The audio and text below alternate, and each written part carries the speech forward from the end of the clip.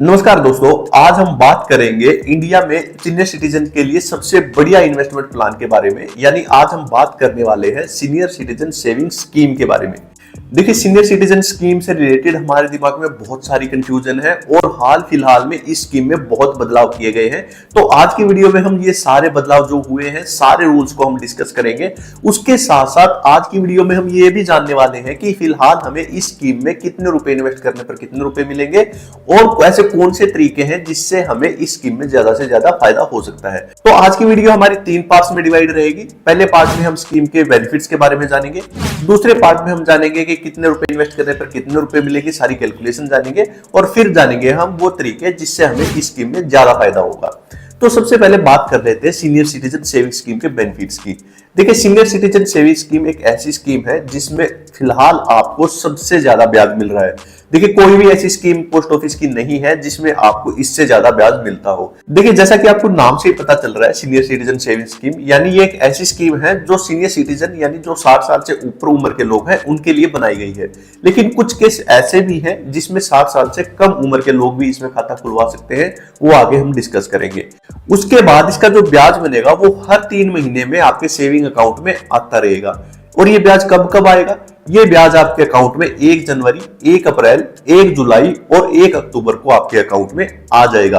यानी हर 3 महीने में आपके अकाउंट में ये ब्याज आता रहेगा। और इसके अलावा इस स्कीम में आप जितने भी पैसे इन्वेस्ट करोगे उसमें 1.5 लाख रुपए की 80C के अंडर आपको टैक्स की रिबेट मिलेगी। यानी 1.5 लाख रुपए तक आपको टैक्स नहीं देना। अब बात ये आती है कि जो हमने पैसे इन्वेस्ट किए हैं उस पर तो हमें कोई टैक्स नहीं देना, उस पर तो हमें टैक्स की छूट ही मिलेगी।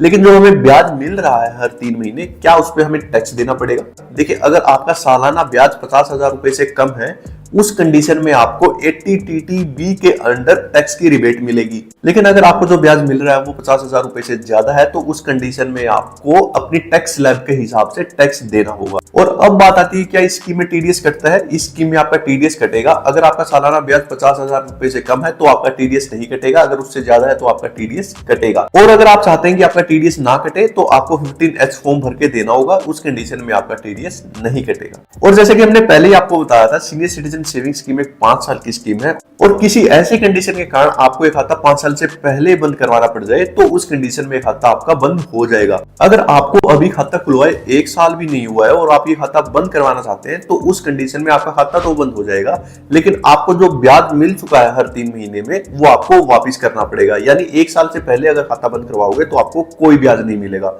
अगर आप ये खाता बंद करवाओगे 1 साल के बाद और 2 साल पूरे होने से पहले तो उस कंडीशन में आपको 1.5% की पेनल्टी देनी पड़ेगी। आइए आसान भाषा में समझते हैं। मान लीजिए आपने 10 लाख रुपए का खाता खुलवाया था तो उस कंडीशन में 10 लाख का 1.5% यानी 15,000 रुपए आपको पेनल्टी देनी पड़ेगी। लेकिन यहाँ पे आपको ध्यान देने वाली बात यह है कि यहाँ पे आपको कोई भी ब्याज वापिस नहीं करना। जो आपने ब्याज ले लिया वो आपके पास ही रहेगा। अगर आप खाता बंद करवाओगे 2 साल के बाद और 5 साल से पहले तो उस कंडीशन में आपको 1% की पेनल्टी लगेगी। यानी मान लीजिए आपने 10 लाख का खाता खुलवाया था तो वहां पे आपको सिर्फ 10,000 रुपए देने हैं और आपका ये खाता बंद हो जाएगा। मान लीजिए आपको बीच में पैसे की जरूरत नहीं पड़ी तो उस कंडीशन में 5 साल के बाद आप ये खाता कभी भी बंद करवा सकते हो।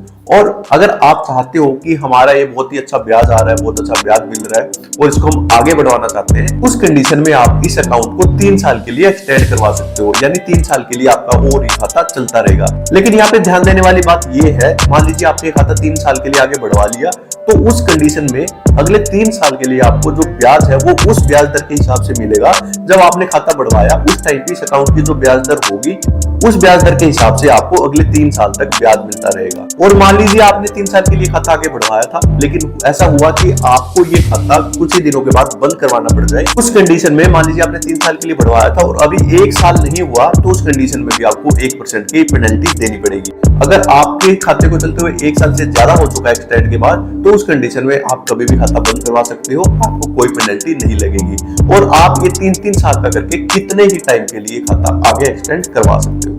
आइए अब जानते हैं ये सीनियर सिटीजन सेविंग अकाउंट कौन कौन खुलवा सकता है। देखिए, जैसा कि हमने पहले बताया 60 साल से ऊपर की उम्र का तो कोई भी अकाउंट खुलवा सकता है, लेकिन कुछ कंडीशन में 60 साल से कम उम्र के लोग भी इस अकाउंट को खुलवा सकते हैं। तो इस स्कीम में गवर्नमेंट ने एम्प्लॉइज को कुछ छूट दी है। मान लीजिए कोई डिफेंस एम्प्लॉय है, वो 50 साल के बाद कभी भी VRS लेता है तो वो इस स्कीम में अपना अकाउंट खुलवा सकता है। अगर कोई सिविल एम्प्लॉय है और वो 55 साल के बाद VRS लेता है तो इस स्कीम में अपना अकाउंट खुलवा सकता है।